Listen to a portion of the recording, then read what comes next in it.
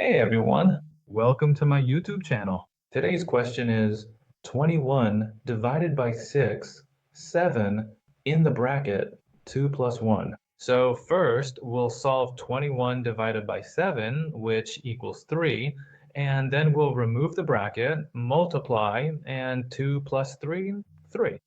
3 times 3 is 9, but this is the wrong answer. So first, let's write the question again.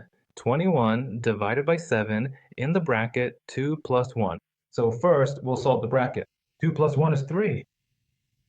Once we remove the bracket, it's multiplication. So 7 divided by 21. When you get this kind of format, we go from left to right. So from left to right, first comes division, we'll solve that, and then multiplication.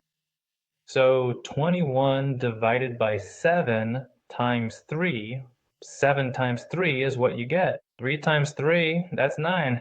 9 is the right answer.